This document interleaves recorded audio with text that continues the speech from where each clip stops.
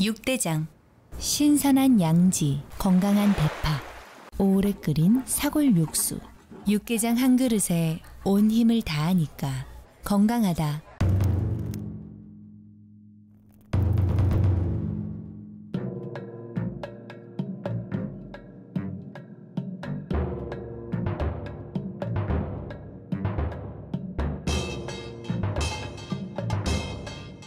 육개장은 육대장. 늘 행복이 넘치는 3월 보내세요.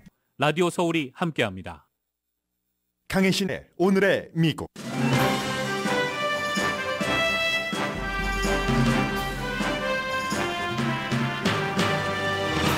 오늘은 세계가 지켜보는 미국의 이자율 인상 여부 결전의 날입니다. 제가 결정의 날이라고 써놓고 결전의 날이라고 전했는데 전하고 보니 결전의 날이 맞는 것 같습니다. 많은 사람들이 어느 날 갑자기부터 연방예금보험금 한도를 말합니다. 연방행정부가 아무리 작은 은행의 돈도 보증한다고 홍보해도 결론은 모든 케이스에서 대형은행의 돈을 입금하는 게 더 안전하다는 건 맞는 말입니다. 따라서 한인은행을 포함한 대형은행에 속하지 않는 은행들은 커스터머에게 대형은행이 아니어도 왜 안전한지를 납득시켜야 할 타이밍입니다. 주택 구입자들이 다운페이먼트를 줄여서 2월에 평균 다운페이먼트가 주택 가격의 10%입니다. 이자율과 관련이 있습니다. LA 통합교육부 노조 파업 이틀째입니다. 보통 파업을 하면 파업하는 노조가 비난을 받는데 오늘 LA타임즈에는 파업하는 게 이해가 된다는 칼럼이 실렸습니다. 연봉 44만 달러를 받는 교육감이 노조가 2만 5천 달러 노조원이 못 버는데 그 노조원들에게 이번 파업을 서커스를 한다는 트윗을 한 것도 논란입니다. 트럼프 전 대통령은 자신이 수갑을 차고 체포되는 걸 국민에게 보여주고 싶어 합니다. 가디언의 보도입니다. 국토안보부가 대규모 펜타닐 밀매 국경 단속을 시작했습니다. 한 여성이 돈을 모아 이동식 미용식을 차리려는 꿈을 이뤄가던 중 포기했습니다. 땅도 싸게 샀고 스쿨버스도 석 대 마련했습니다. 그러나 인종차별 때문에 손을 떼야 했고 신고를 했지만 경찰도 케이스를 곧 끝내버렸습니다. 시진핑 중국 국가주석이 러시아를 방문하고 같은 날 일본의 기시다 후미오 총리가 우크라이나를 방문했습니다. 결국은 시진핑 주석의 러시아 방문은 미국이 우크라이나를 더 강한 무기로 더 빨리 지원하는 결과를 낳는데 명분을 준 것 같아 보입니다. 여러분 안녕하십니까? 오늘의 미국 강혜신입니다. 세계 경제가 미끄러질 수도 있는 시점에 이자율, 미국의 인상 여부가 2시간 있으면 발표가 됩니다. 사실은 2시간 있으면 될 일을 세계가 주목하면서 쳐다보고 있습니다. 딜레마라는 말이 딱 맞는 말입니다. 이자율을 인상해야지 될 이유도 아주 훌륭한 이유가 있고 이자율을 내려야지 될 이유도 훌륭한데 두 가지 이유가 전부 팽팽합니다. 그런 것 때문에 결국은 연방준비제도는 이자율을 올림으로써 은행의 흔들림을 계속 놔둘 것인가 아니면 이자율을 올리지 않음으로써 물가 상승을 놔둘 것이냐 이 같은 딜레마입니다. 대체적으로는 어제와 마찬가지로 0.25%포인트 인상할 것으로 예상을 하고 있고 이건 2주일 전에 0.5% 인상에 비해서 2배가 많은 것입니다. 워낙에 콜린 파웰이래요. 제롬 파웰 연준 의장이 지금 딜레마에 빠져 있기도 하고 중요하기도 하고 2시간 남은 상황에 이게 0.25%다 올리지 않는다를 예측한들 뭐가 그렇게 중요한 달라지는 것은 없을 것이라고 생각은 합니다만은 지금 우리가 오늘 여러분과 제가 한 번쯤은 연방준비제도 의장이 돼봤으면 좋겠습니다.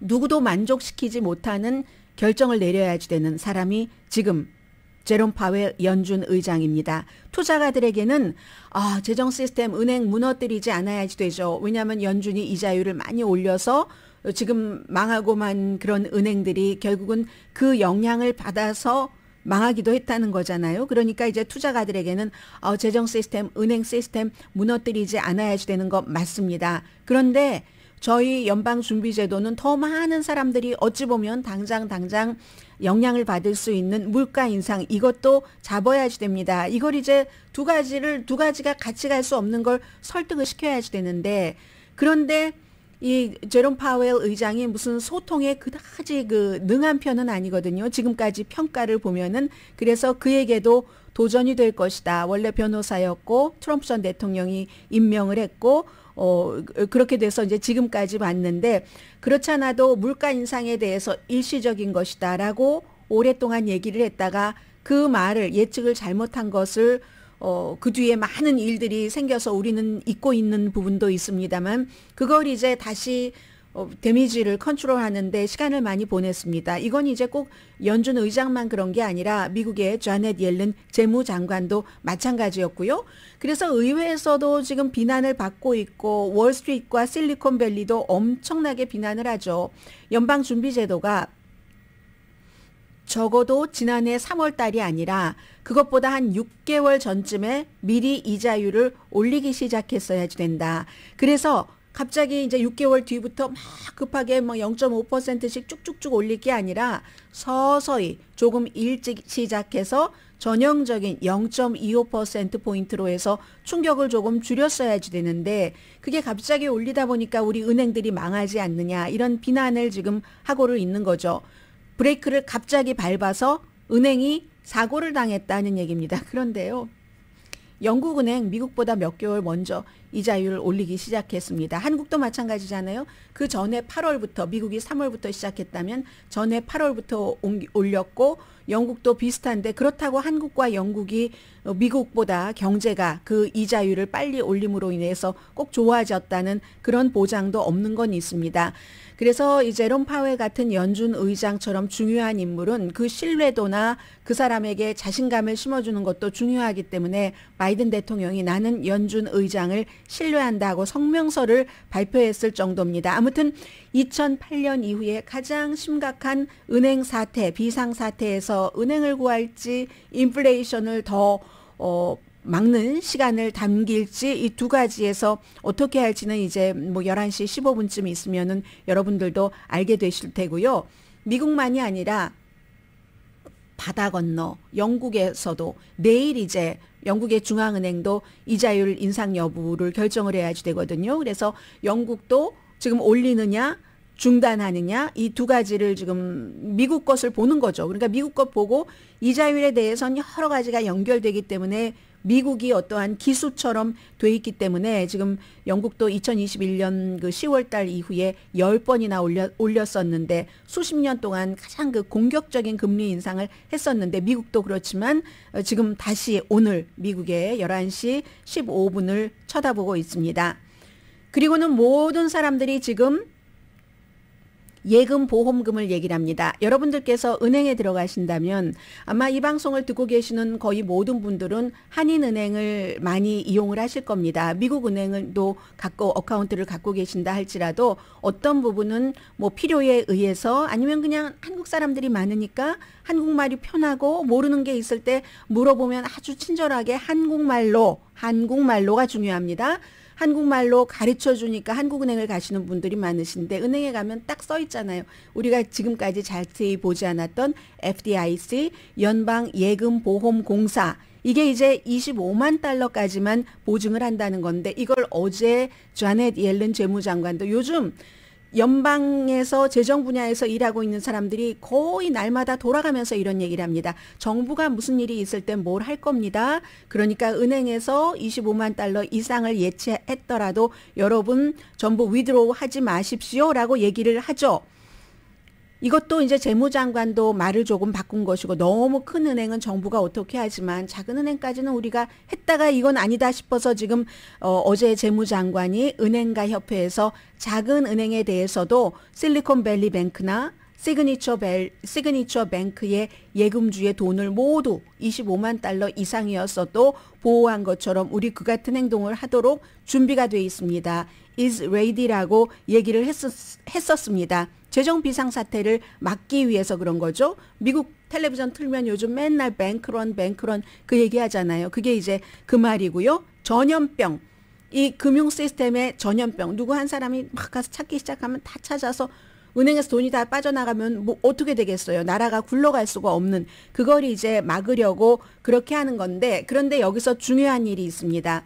여러분들께서 요즘에 한인은행에서 어떤 스테이트먼트를 은행에서 커스터머에게 보내는 편지를 많이 받아보실 겁니다. 지금 연방준비제도나 아니면 재무장관이나 백악관에서도 돈은 걱정하지 마세요 라고 하고 실제로 그러한 준비를 어느 정도 하고 있는 것도 사실이지만, 예를 들어서 스몰 비즈니스들이 그 스몰 그 커뮤니티 뱅크를 이제 스몰로 보고, 그리고 중간이 이제 리저널 뱅크라고 하잖아요. 지역에 지점이 좀 더 전국적으로 많은, 그리고 리저널 뱅크보다 더 큰 은행이 빅뱅크죠. 그러니까 스몰, 그래서 한인 은행들은 스몰한 규모는 아닙니다. 중간 정도의 규모이지만 커뮤니티를 바탕으로 하기 때문에 커뮤니티 뱅크라고 얘기를 하고 있는데, 만약에 지금 연방 정부에서 얘기하는 것처럼 은행들이 그럴 일이 없어야지 되고 없겠지만, 지금처럼 보면은 만약에 이 지역의 커뮤니티 은행이 다 뭐 예를 들어 줄줄이 도산을 하고 말 때, 그때 정부가 그 많은 돈을 갑자기 그런 일이 일어나고 있다고 할 때 커버할 수 있는가? 커버를 만약에 한다면, 이게 지금은 예방 차원이기 때문에 의회에서도 아무 말 하지 않지만 정부 돈을 써서 그걸 다 막아준다고 할 때는 그때는 문제가 달라집니다. 테크니컬리 재무장관도 25만 달러 이상 되는 것 저희가 다 할 준비가 돼 있습니다. 하지만 최악의 상황에 좀비처럼 은행들이 다 무너진다고 할 때도 연방정부가 그렇게 돈을 쓸 수 있는 건 아닙니다. 그때는 의회에서 가만히 있지 않죠. 그렇기 때문에 지금 여기서 moral hazard, 은행이 남의 돈으로 도박을 한다, 갬블이다. 남의 돈으로 제가 며칠 전엔 돈 장사라고 말씀을 드렸는데, 도박을 하다가 이게 좋겠지 하고 남의 돈으로 투자했다가 그게 안 되니까 지금 망하고 마는 거잖아요. 아무튼 그래서 최종적으로 막 은행들이 갑자기 막 망하기 시작할 때까지도 정부가 모든 25만 달러 이상까지를 다 보장해 줄 수 있느냐, 여기에 대해서는 답할 사람이 없습니다. 의회가 지금은 이 분위기를 막아야지 되기 때문에 가만히 있지만, 그리고 실제 그런 일이 일어나지 않았기 때문에 만약에 그런 일이 일어난다면은 그러면은 이제 어떻게 될지 모르는 일이거든요. 그렇기 때문에 한마디로 결론은 사실은 큰 은행에 입금을 하는 게 안전한 거 사실입니다. 지금 전체적으로 지금 보험 들어있는 것을 보면은요, 작은 은행들과 큰 은행들이 만약에 은행이 망했을 때 내가 돈을 보험으로 커버받을 수 있는 것은 큰 은행이 훨씬 많습니다.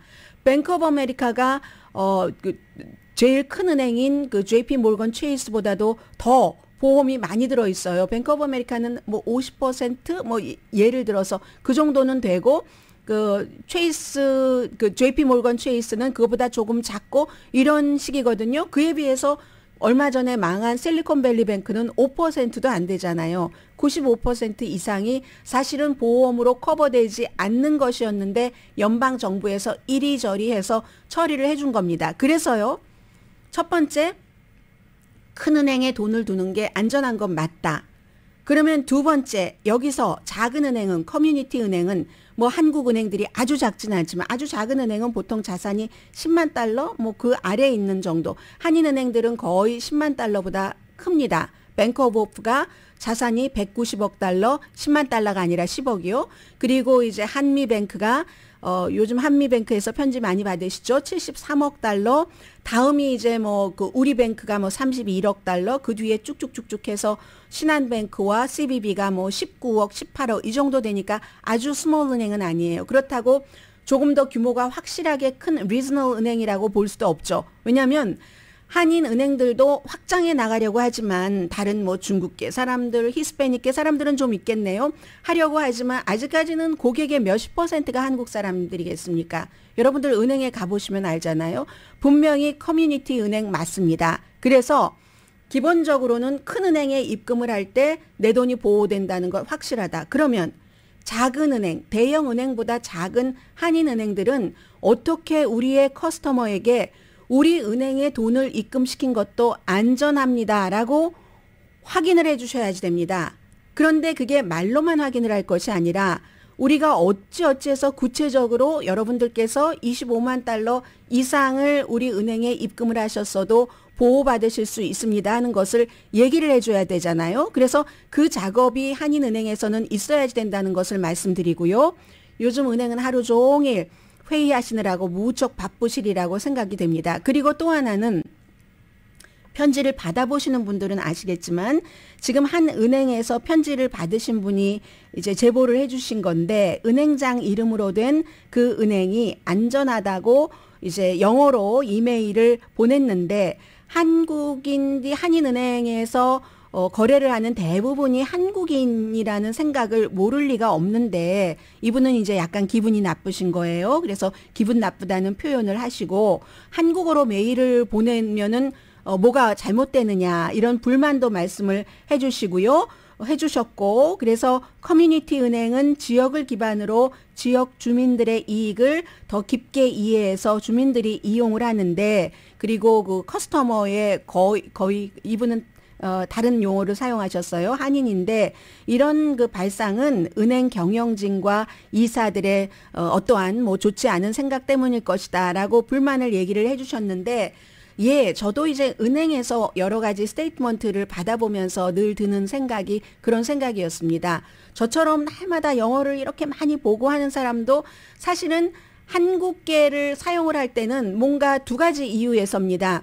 예를 들어 첫 번째는 한국계를 사용을 하는 게 아직은 우리가 주류보다 힘이 약하니까 훨씬 좋다. 우리 커뮤니티가 크게 나아가는데 그래야 우리가 커야지 더 큰 사람이 돼서 다른 사람들을 이렇게 포용할 수도 있는 데까지 가기까지는 작으니까 이용을 하지 하는 것도 있고 두 번째는 한국어도 편하고 그리고 안심이 되잖아요. 특히 이런 중요한 문제 예를 들어 테크놀로지라든가 의료라든가 이 경우는 돈이 돼 있는 경우이기 때문에 은행에서 한국 분들께 편지를 보낼 때는 그냥 이례적인 것 이런 것이 아니고 이건 지금 얼마나 중요한 겁니까? 많은 분들이 나 자신은 은행에 25만 달러가 없어도 우리 자녀나 아니면 뭐 연봉 많이 받고 일하는 누구 우리의 친척 그리고 또 그 갑자기 집을 사려고 한다던가 아니면 정말 아주 평생을 모아서 이제야말로 내가 사업을 한번 해보겠어 하고 일시적으로 은행에 돈을 디파짓하신 그런 분들도 계실 것 아니겠어요? 한국 분들. 그러니까 이런 것은 한국말로 하는 게 맞다. 저는 이분의 컴플레인을 충분히 생각을 하고요. 한인은행들이 지금이라도 아마 2차, 3차 그런 그 편지가 나가야지 된다면 물론 미국이니까 영어로 나가는 건 맞습니다. 거기에 대해서는 이 의의를 다는 사람이 없을 것 같은데 미국의 인구 센서스도요. 미국에서 투표를 하는데도요. 한국말로 전부 됩니다. 그런데 한인은행에서 커스터머가 몇 명이 될까요? 유권자보다 많을까요? 그렇진 않잖아요. 그렇게 되는 경우는 공식적인 영어 편지와 함께 한국어로도 이런 것은 좀 잘 설명을 해 주시면 좋겠다. 이제 이런 생각이 들어서 말씀을 드렸고요. 다른 때도 마찬가지로 사실은 한국은행을 이용해 주는 거 감사하지 않으세요? 한국은행에게 말씀을 드립니다. 이건 너무 중요하기 때문에 이러한 것들은 영어를 잘 아는 사람들도 이해하기 힘든 부분이 있잖아요. 그리고 한국말은 그냥 보기만 해도 우리가 편하잖아요. 그래서 좀 많은 분들이 불안해하지 않고 그 은행을 계속 이용하실 수 있도록 커뮤니티 은행이잖아요. 미국의 빅뱅크는요. 신경 안 씁니다. 누가 가서 얼마라든지. 그 사람들은 더 거대한 빅한 프로젝트를 갖고 있기 때문에 리저널 은행 그 다음에 이제 커뮤니티 은행이 가장 커뮤니티와 가깝게 고객이 그렇잖아요. 그리고 그 커뮤니티에 맞게 프로그램을 만들어줬고 은행이 그만큼 성장하면 커스터머가 그만큼 써줬기 때문에 그렇기 때문에 별것 아닌 것 같지만 좀 이런 중요한 것은 한국계에서는 한국말로도 좀 편안하게 해주셨으면 하는 마침 이제 청취자분의 컴플레인이 있었기 때문에 전해드립니다. 제가 오늘 다른 것까지 이 섹션에 하려고 했는데 여기서 마무리하겠습니다.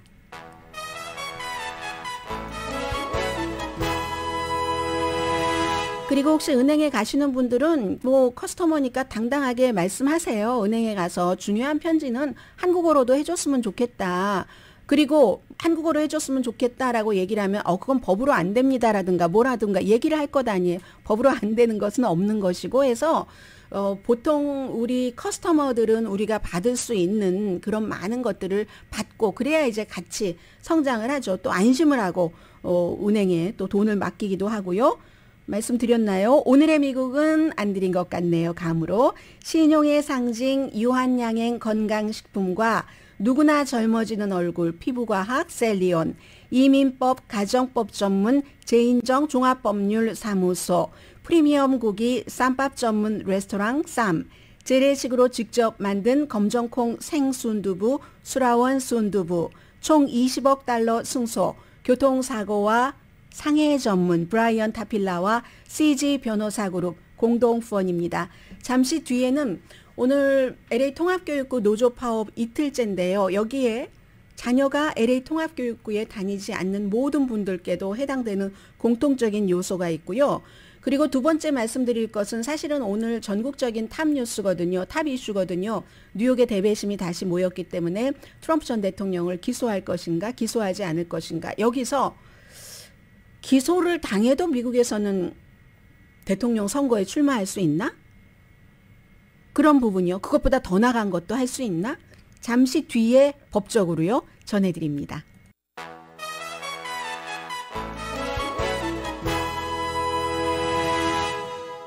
라디오 서울 방송 오늘의 미국 듣고 계십니다. 네, 첫 번째는 오늘 로스앤젤레스 타임즈 칼럼니스트의 칼럼인데요. 라빈 아프카리안이라는 칼럼니스트입니다. 노조 파업 이틀째, 내일이면 일단은 예정됐던 파업을 끝내고 지금도 뭔가 이제 노조 측과 LA 통합교육구 측의 뭐 협상 같은 것은 이어지겠죠. 보통 이제 파업을 하면 일단은 시민들이 불편해지잖아요. 지하철 파업도 그렇고 버스 파업도 그렇고 이번처럼 40만 명 이상이나 되는 학생들이 킨더가든부터 고등학생까지 사흘이나 하루도 아니고 학교를 못 가면 부모님들이 불편하신 게 문제가 아니라 모든 스케줄이 엉겨버리잖아요. 일주일에 반 이상이. 그래서 이제 비난을 많이 합니다. 아니 아무리 그래도 그렇지 말로 풀지 파업을 하면서 우리가 무슨 죄라고 우리를 힘들게 한단 말이야. 그런데 오늘은 LA타임스가 칼럼니스트가 나는 파업하는 사람들을 완전히 이해한다라고 지적을 해서 그 의견을 한번 들어보겠습니다. 긴 내용인데 제가 좀 줄였습니다. 가족들은 그 아이들이 노조가 파업을 해서 부모님들이 너무 힘드시겠지만 파업하는 사람들도 이번에는 선택의 여지가 없습니다. 그들을 비난할 수가 없습니다. 저는 이렇게 얘기를 하죠. 25,000달러를 받으면 연방 기준으로도 굉장히 낮고 그리고 이제 이분들이 요구하는 게 또 풀타임이 아니신 분들도 많으시니까 풀타임을 달라. 헬스케어도 지금 이 노조원에 파업하는 노조원이 3만 명 정도 되는데 3만 명에 10,000명 정도는 이 교육부에서 그 건강보험을 받지 못한다고 지적을 하고 있습니다. 25,000달러면 연방 기준으로도 뭐 빈곤 기준을 교육부가 이제 페이를 한다는 거잖아요. 그래서 파업하는 이 노조원의 버스기사 또 카페테리아에서 일하시는 분들 또 가장 중요하다고도 할 수 있는 특수교육, 교사 보조 뭐 그밖에 청소하시는 분들, 가드닝 그 모든 분들인데 4분의 3이 여성이랍니다. 3분의 1은 라티노고 5분의 1은 흑인이고 2020년도에 계약이 끝나서 지금 계약 없이 일하고 계시는데 그래서 이 협상이 1년 이상, 1년 정도 이어오다가 이렇게 된 거거든요. 세컨 잡을 뛰셔야지 되고 그러니까 이분들이 원하는 것은 기본적인 생활을 할 수 있게 해달라, 풀타임 잡을 달라, 그리고 존경, 얼마 전에 말씀을 드렸었던 존경해서 3년 동안 30%를 올려야 이분들이 36,000달러 연봉이 된답니다. 그런데 교육부에서는 5년 동안 23% 올린다고 하고 그러니 교육부도 사실은 스텝을 찾기가 굉장히 힘들대요. 교사도 마찬가지예요. 요즘은 교육받을 거 다 받은 분들이시잖아요. 그런데 너무나 그 인플레이션은 높아지고 다른 그 직종에서 일하는 친구들과 봉급 차이가 크니까 나는 정말 교사가 꿈이었어 하는 그런 젊은이들도 이직하거나 아니면 교사 쪽을 쳐다보지도 않는다는 그런 얘기들을 많이 하고 있는데 60세의 버스기사 도벨 실바 씨의 스토리를 지적을 합니다. 노스홀리우드에 살고 계시는 분인데 15년 동안 스쿨버스를 운전하셨고 중학생 들이 타고 있는 스쿨버스를 운전하신다니까 얼마나 이분이 책임이 많습니까? 아이들이 버스에서 뛰지 말라고 해도 뛰죠. 위험하죠. 뭐 그것도 버스의 길이가 얼마나 깁니까? 큽니까? 무겁고 그런 그 버스를 운전하면서도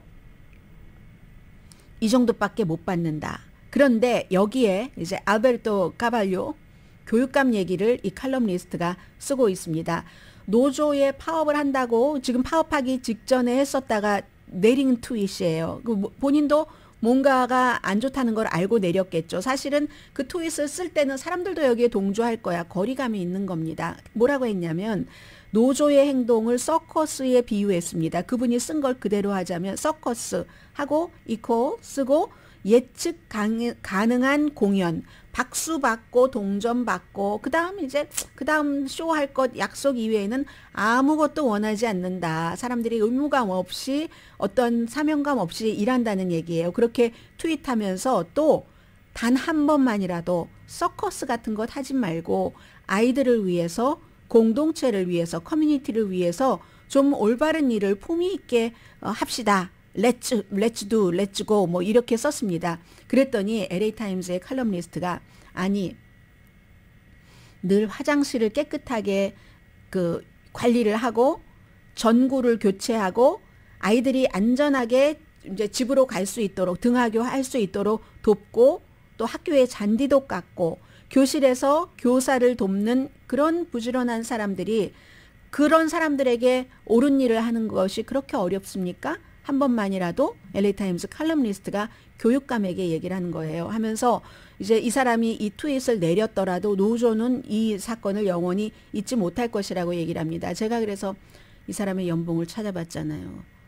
깜짝 놀랐습니다. 왜냐하면 보통 교육감의 연봉이 한 지역에 따라서 다르고 그리고 그 교육감의 교육 경력에 따라 다르고 학교의 크기 그 교육구의 크기와 교육구의 예산에 따라서 다르지만 캘리포니아주에서 보통 작은 곳에서는 한 15만 달러에서 23만 달러 뭐 이 정도 되거든요. 그런데 지금 LA 통합교육구 알베르토 카발료 교육감의 연봉이 44만 달러더군요. 44만 달러를 받으니까 조금 좋게 생각하고 좋게 말할 수도 있는데 그 파업하는 사람들이 최저임금 겨우 이제 최저임금 정도 받을까 하는 그런 분들께 이렇게 서커스 하지 말고 올바르게 일해라 라고 하니까 이렇게 LA타임스의 칼럼니스트 같은 사람도 파업을 하는데 3만 명의 파업하고 거기에 교사들도 동참을 해서 뭐 6만 명 이상이 파업을 해서 40만 명 이상 최대 뭐 50 몇만 명까지 학생들에게 영향을 주는데도 여기 이것을 지지할 수밖에 없다는 칼럼이 나오는 것 같습니다.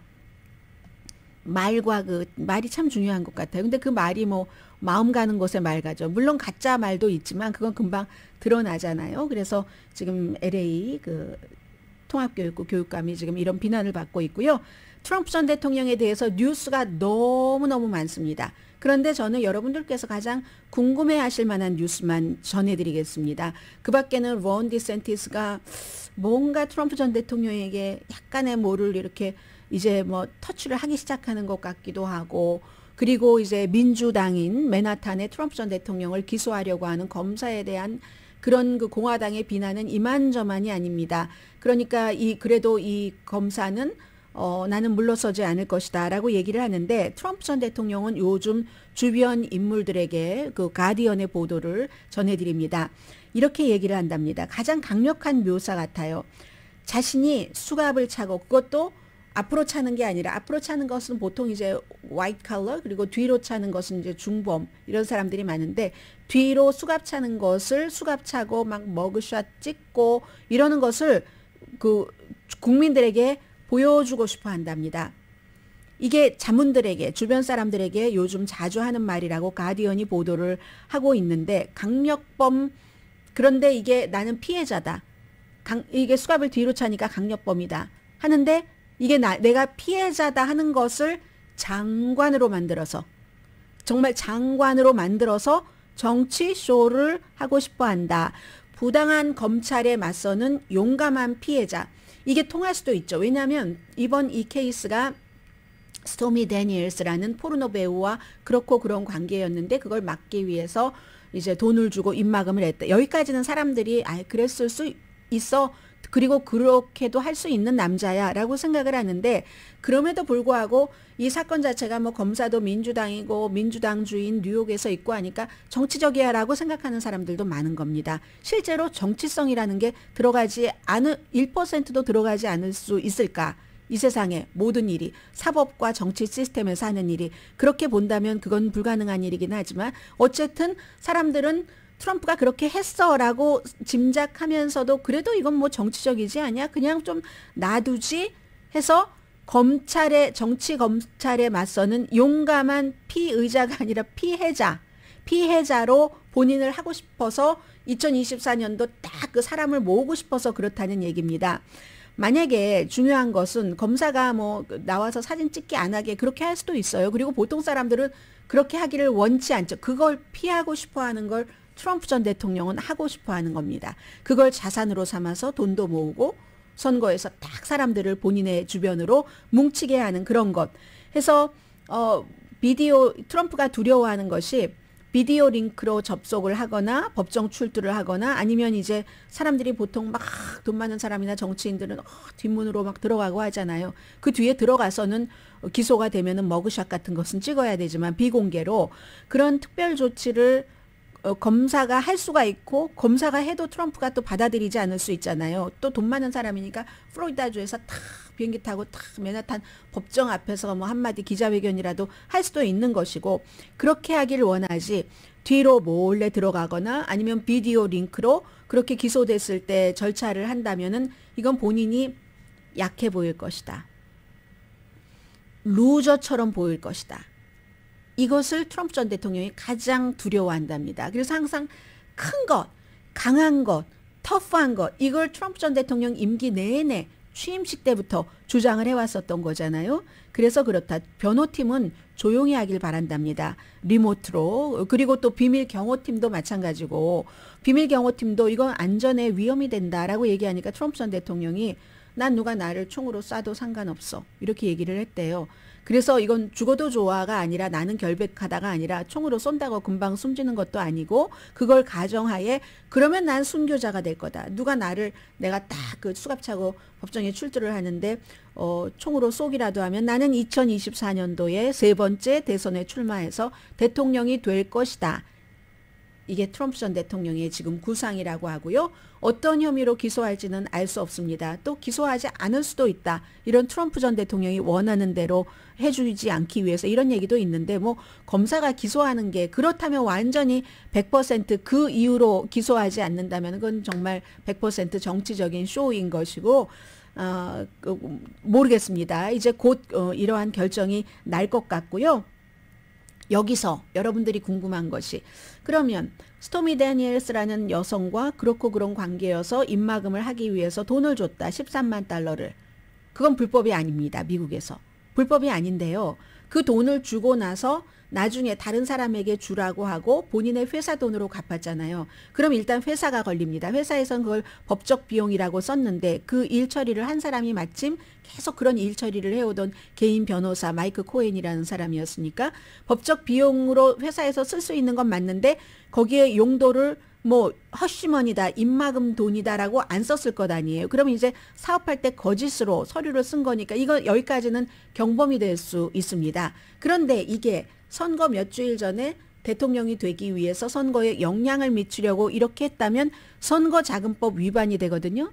그래서 최고 징역 4년까지 처해질 수 있는 이 케이스 하나만으로 그렇게 되는 겁니다. 그런데 그것보다는 사실은 그가 유죄로 확정이 되고 나면은요, 유죄로 확정돼도 미국 법에는 대통령 선거에 출마하지 못한다는 게 없어요.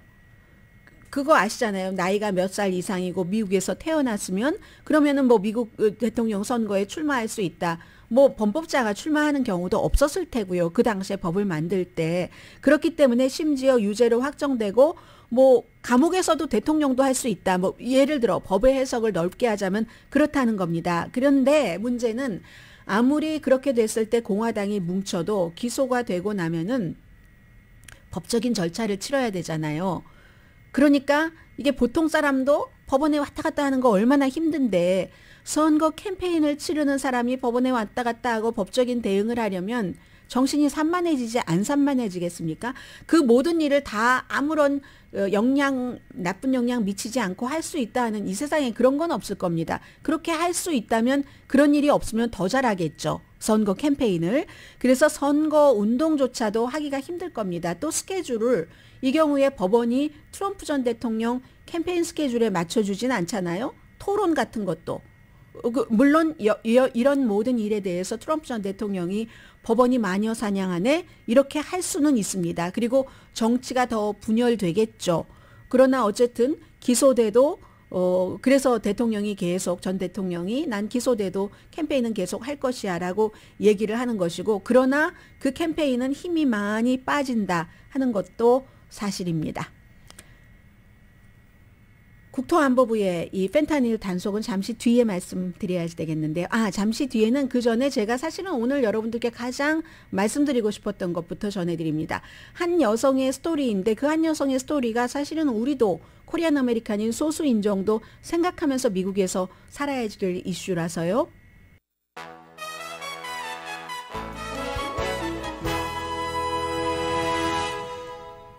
라디오 서울 방송 오늘의 미국 듣고 계십니다. 어른들의 확실한 수비수 하고 박찬호 씨가 얘기를 하니까 한인은행들 나이 드신 분들 많이 이용하시잖아요. 그분들께 친절하게 무슨 문제 있으면 한국어로 번역본도 하나 넣어주시기 바랍니다. 자, 세 번째 이 스토리죠. 이 스토리는 제가 미국 매체에서 본 게 아니라 영국 매체에서 봤는데요. 가디언이 직접 막 미국에 취재도 하고 했었는데 오래오래 울었다 한 여성이 엔젤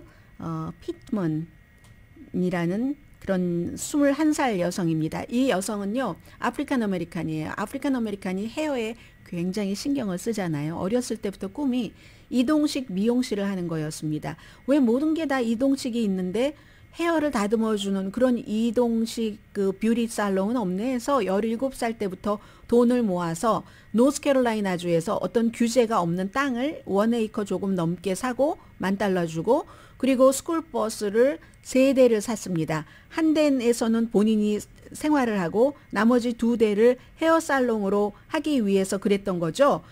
그러면 다른 사람의 머리를 예쁘게 꾸며주면서 돈도 벌고 운전도 하고 싶었고 그리고 어떤 때는 또 다른 사람들이 부르면 집으로 가서 헤어스타일 해주는 그런 거 많잖아요. 요즘은 팬데믹 이후에 한국 분들도 많이 한국의 그 헤어 디자이너들도 많이 하시는데 예전부터 미국 사람들은 그런 경우가 많이 있는 걸 봤습니다. 부부가 이제 헤어드레서를 집으로 초대를 해서 딱 그 집에서 받고 하는 그런 분들이 많으신데 그렇게 할 수도 있고 또 어떤 때는 내가 홈리스 피플의 헤어도 다듬고 수감자의 헤어도 다듬고 이런 꿈을 꿨는데 시작하기 전부터 꼬였습니다. 백인이 많은 지역이래요. 로완 카운티의 솔스베리라는 곳에 땅을 사고 버스까지 다 놨는데 어느 날인가 딱 거길 갔는데 바로 그 앞에 빈 땅에 그 앞에 집이 있었는데 나이 든 백인이 계셨대요.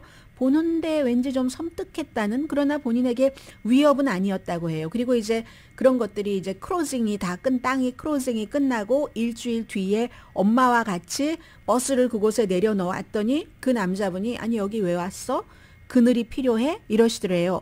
전과 조금 달라졌네 하다가 이제 그곳이 백인이 79% 흑인이 17%인 곳인데 짐 크로 시대 인종차별 엄청 많았던 곳이죠. 역사적, 경제적, 사회적으로 흑인에게 굉장히 차별이 심하고 백인 우월주의자에게 강했던 그런 곳이다 하고 노스캐롤라이나 대학교 역사학 교수가 얘기를 합니다. 듀크 대학교의 교수도 얘기를 했고요. 버스를 내려놓고 다시 일주일 뒤에는 엄마, 아빠, 부모와 함께 갔답니다. 그랬더니 그때부터 인종차별이 본격적으로 이웃의 행동이 폭력적으로 시작이 됐는데 그 백인 남자분이 그늘이 필요해? 이러더니 이제 총을 들고 이 사람들이 있는 내내 그리고 떠나라고. 그러니까 이게 내 땅인데 내 땅이 네 땅이 돼버렸다는 거예요. 그 이웃의 땅이. 버스는 망가져 있고 유리창은 깨져 있고 인종차별적인 언어가 여기저기 써 있고 그리고 그 남자는 전에는 그런 게 없었는데 자신의 그 앞들 전체에 남부 연합기를 걸고 나치 문장에 KKK 사인도 전에는 없었던 그래서 이 같은 반달리즘을 보고 야 저게 혹시 거기에 폭탄이 설치돼 있으면 어떻게 너무 걱정이 됐고 해서 경찰에 전화를 했더니 쉐리프가 도착을 했습니다. 보고 나서 뭐 언제나 이런 식이에요 하고는 보고서만 쓰고는 끝났답니다. 가디언이 그 쉐리프 국장에게 물어봤어요. 마크 맥데니엘이라는 사람에게.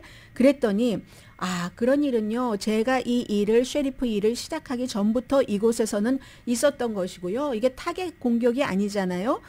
그리고 이웃은 백인 우월주의자들이 많으니까 언제나 저런 사인을 붙입니다. 밤에 몰래 들어가서 그렇게 했다고 생각되지도 않고요. 한다는 겁니다. 그런데 당한 사람은 이건 분명히 인종차별이고 이래서는 안 된다 했는데 결국은 경찰조차 나를 보호해주지 않으니까 떠날 수밖에 없었고 증인도 없고 비디오도 없고 사건은 경찰이 바로 종결시켜버렸답니다. 그런데 쉐리프가 체포를 한들 그 뒤에 법을 처벌할 법도 마땅치 않고요. 그 지역에서는. 그래서 엄마 아빠가 아이에게 꿈을 심어줘서 그 같은 꿈이 이만큼은 이루어졌는데 안 되겠다. 생명보다 더 중요한 게 어디 있겠느냐 해서 손해를 감수하고 어머니 아버지가 사는 그 샬롯으로 다시 돌아갔는데 너무 상처받아서 울고 또 울었는데 이제 21살밖에 안 됐잖아요. 내가 내 얼굴 색깔 때문에 남한테 저렇게 미움을 받는다고 생각하니까 더 아팠다고 얘기를 하고요. 여기서 이제 미국인 기질이 나옵니다. 여기서 끝난 게 아니에요. 이 젊은 여성이 지금 기금을 모은답니다. 돈을 많이 잃어버렸으니까 좀 덜한 인종차별이 덜한 샤롯의 땅을 사서 그렇게 하도록 버스 2대는 지금 가지고 왔대요. 샤롯으로. 그런데 보관료가 또 장난이 아니고요. 한 대는 너무나 반달리즘이 심해서 그래도 그것도 고쳐서 가지고 오려고 한답니다. 해서 생명까지 내놓고 거기서 그럴 수는 없지만 하나 교훈은 흔들리지 않는 교훈은 경찰도 복지부동이구나. 어떤 사람은 인종차별이 많이 괜찮아졌다고 끝났다고 하지만 인종차별은 항상 카펫 아래에 있다. 백인 남자가 처음에는 괜찮아 보이다가 점점 이렇게 드러내는 것처럼. 그래서 오래오래 울었다. 여기까지가 이 여성의 스토리입니다.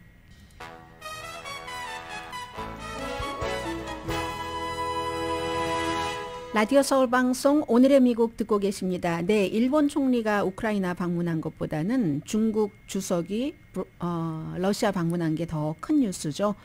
일본은 한 5억 달러 정도 더 지원하겠다. 젤렌스키 대통령과 만나서 약속을 했고 중국은 평화중재안 내놨지만 누가 평화중재안이라고 잘 안 믿는 것 같고요. 서방 세계에서는 지금 그대로 러시아가 점령한 땅을 그대로 갖도록 하는 것 이렇게 될 것이다라고 하면서 오히려 부채질을 한 것인지 아니면 미국이 원하는 바였는데 눈치를 보느라고 못한 것을 해주게 한 건지 모르겠습니다. 우크라이나가 예상보다 빨리 미국의 그 아브람스 탱크도 갖게 됐고 패트리어트 미사일 방어 시스템도 몇 개월이 아니라 몇 주일 안에 그리고 탱크는 1년, 2년이 아니라 올가을에 갖게 됐습니다. 세계 모든 주요 국가들이 우크라이나 전쟁에 몰입할 수밖에 없는 상황이고요. 이미 오클라호마에서 미군 기지에서 우크라이나의 군인들 65명이 미사일 방어 시스템 작동하는 훈련을 받고 갔다고 하고요. 국토안보부가 대규모 펜타닐 국경 단속을 시작을 했습니다. 합동작전이 3월 13일에 시작했는데 국토안보부와 당연히 여기 이제 이민 세관국이 들어가겠죠. 남부 국경에서 오퍼레이션 블루 로터스라고 이름을 붙였고요. 연인데요.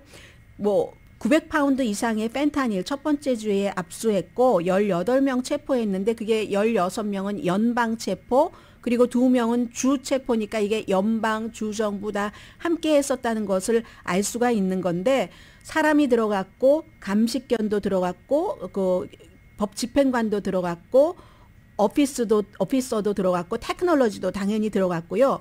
펜타닐이 오피오이드는 맞는데 이게 이제 모르핀보다도 100배나 강하고 헤로인보다도 25배에서 50배까지 강하니까 작은 양만 먹어도 숨지잖아요. 2021년도에 질병통제국 발표에 따르면 10만 7,622명이 펜타닐 때문에 사망을 했습니다. 그래서 이제 이것 막기를 이제 연방 정부에서 국경부터 막기를 대대적으로 시작했다는 내용이고요. 오늘의 미국은 신용의 상징 유한양행 건강식품과 누구나 젊어지는 얼굴 피부과학 셀리온, 이민법 가정법 전문 제인정 종합법률사무소, 프리미엄 고기 쌈밥 전문 레스토랑 쌈, 재래식으로 직접 만든 검정콩 생순두부 수라원 순두부, 총 20억 달러 승소, 교통사고와 상해 전문 브라이언 타필라와 CG 변호사 그룹 공동폰이었습니다. 10시에 좋은 아침, 좋은 하루 방송됩니다. 뉴스를 하다 보면 여러분들께 다 말씀드리지는 못하지만 뉴스하다 이런저런 생각을 하거든요. 지금 그 펜타닐을 그 단속을 하는데 이름이 오퍼레이션 블루 로터스라고 붙였잖아요. 블루 로터스. 로터스를 여기선 뭐 로터스가 워낙 뜻이 많으니까 연꽃. 그런데 그 연도 고대 이집트에서는 막 황홀경에 올라가는 상상의 열매. 그렇게 한 것이지 또 우리가 이렇게 무릎 가부 결좌하는 이런 거 뭐 다리 이렇게 꼬고 앉는 거 있잖아요. 그것을 말하는 것 같지는 않고 결좌부자 이런 걸 말하는 것 같지는 않고 아무튼 로터스 아니면 이 마약 작전의 로터스라는 제법 낭만적으로도 생각할 수 있는 이름이 붙여졌네요. 강혜신이었습니다.